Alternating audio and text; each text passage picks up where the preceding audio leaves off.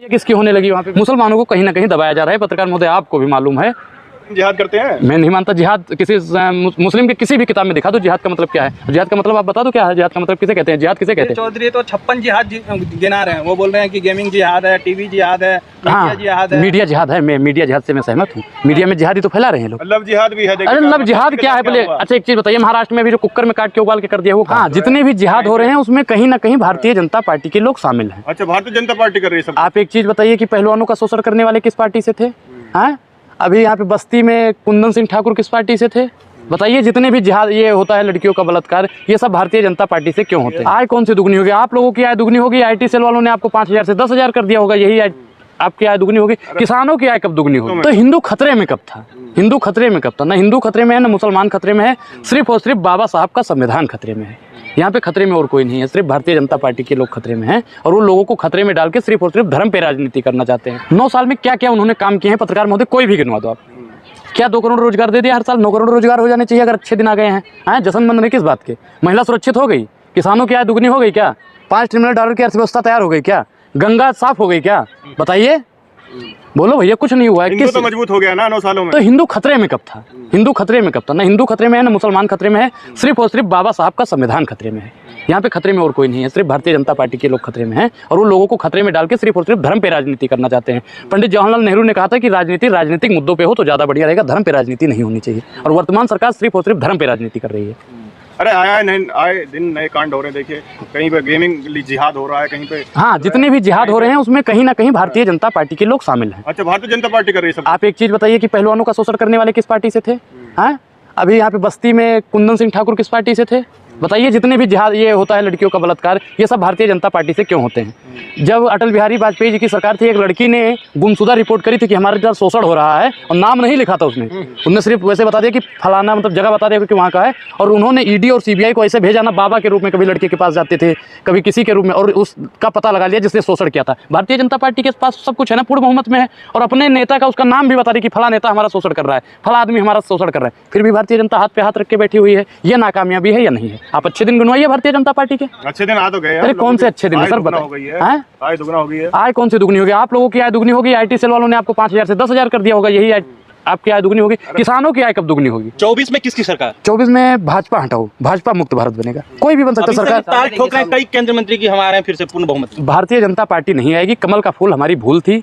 और जितनी भी जनता है अब सब समझ गई है कि भारतीय जनता पार्टी पूर्ण रूप से खोखली हो गई है। इन्होंने कहा बहुत हुई महंगाई पे मार, इस बार भाजपा सरकार। तो हम तो कहते हैं बहुत हुई महंगाई पे मार, नहीं चाहिए भाजपा सरकार। इन्होंने कहा बहुत हुआ भ्रष्टाचार, अब की बार मोदी सरकार। हमने कहा इन्होंने ही किया भ्रष्टाचार, अब नहीं चाहिए भाजपा सरकार। इन्होंने कहा कि महिलाओं पे हो रहा है अत्याचार, अब की बार भाजपा सरकार। मैंने कहा नेताओं ने ही किया बलात्कार, नहीं चाहिए भाजपा। देश मजबूत हो गया, देख लीजिए। देश हमारा कमजोर कब था? आप 47 से आज तक बता दीजिए हमारा देश कमजोर कब था? देश कमजोर कब था बताइए पत्रकार महोदय। देश कमजोर था कभी? अरे आए दिन हमले होते थे। देखिए, आतंकवादी खत्म हो गए। और आज आप बताइए कि तोड़ दिया पाकिस्तान की पूरी। एक समय पे जब कांग्रेस की सरकार हुआ करती थी तो हमारी तुलना चीन से और अमेरिका से हुआ करती थी। आप देख लीजिए कि प्रधानमंत्री जी आए तब से पाकिस्तान से अपने देश की तुलना होने लगी है। तो इसका मतलब क्या है कि देश अपना कमजोर कर रहे हैं ना, तभी तो पाकिस्तान से तुलना हो रही है। बर्बाद हो गया पाकिस्तान। तो आप अमेरिका को बर्बाद कीजिए, चीन को बर्बाद कीजिए अगर आप में सामर्थ्य है तो। वो मित्र है हमारे। अच्छा, वो मित्र है, दुश्मन है?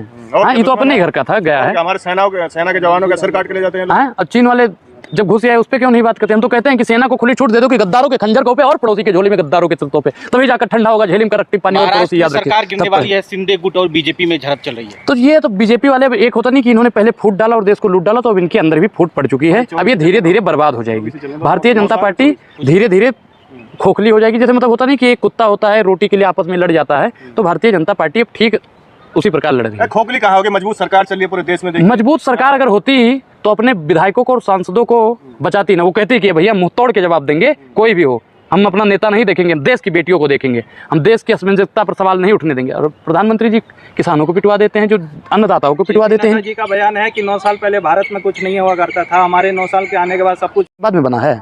यम 2014 के बाद में बना है। संविधान 2014 के बाद में लिखा गया है। बताइए, जितने भी बंदरगाह हैं 2014 के बाद में बने हैं। बताइए। असली आजादी 2014 के बाद। ये कंगना रनावत बोले, आप लोग भी तो बोल रहे हो कि असली आजादी 2014 के बाद मिली है। आप जितने भी क्रांतिकारी थे उनका अपमान कर रहे हो। माफी मांगिए पत्रकार महोदय, नहीं तो हम नहीं बोलेंगे आगे। पहले आप वो भी माफी मांगेगी। आप अपनी जुबान गंदी कर रहे हो, आप भी माफी मांगिए पहले।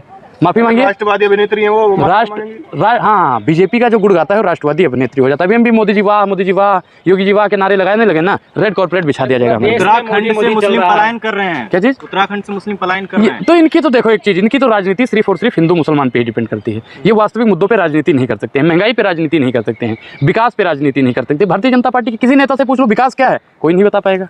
अरे विकास तो है, लेकिन विकास कहाँ है पता नहीं है। अरे सबका साथ सबका विकास, लेकिन राहुल गांधी अमेरिका में जाके कहते हैं कि मुस्लिमों की हालत खराब है, तो क्या तुष्टिकरण की राजनीति कर रहा है पूरा विपक्ष? एक चीज बताइए कि अभी इन्होंने पत्रकार महोदय ने बताया कि उत्तराखंड से पलायन कर रहे हैं। अगर उनकी स्थिति ठीक होती तो पलायन बिल्कुल ना करते। मुसलमानों को कहीं ना कहीं दबाया जा रहा है। पत्रकार महोदय आपको भी मालूम है।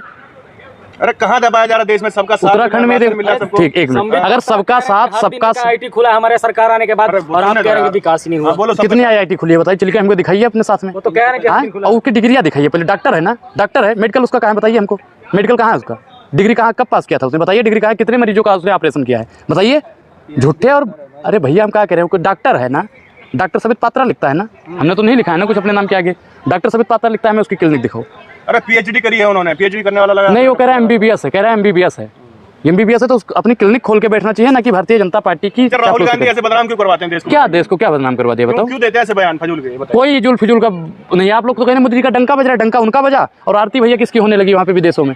आप बताइए आरती किसकी हो रही थी विदेश में, बता दो कोई भी पत्र। हाँ, अमेरिका में अभी गए थे ना, तो आरती हो रही थी नहीं हो रही थी? हाँ, आरती हो रही थी, विरोध हो रहा था उनका।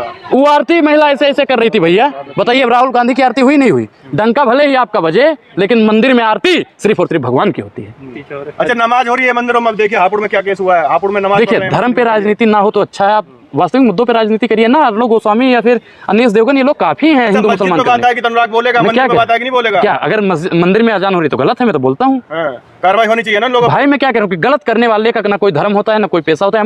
हमने कभी नहीं कहा कि मस्जिद में जाके हनुमान चालीसा पढ़ो या फिर मस्जिद वाले जाके वहाँ पे अजान करें। अपने अपने वहाँ पे सब खुश रहो, अपने अपने घर में। बजरंग दल आ जाता तो दंगाई पता नहीं क्या क्या। भाई मैं क्या कह रहा हूँ, मैं उस बजरंग दल का विरोध करता हूँ जो देश में महंगाई और बेरोजगारी का सवाल नहीं उठाता है। मैं उस RSS का विरोध करता हूँ जो महंगाई और बेरोजगारी का सवाल नहीं उठाता है।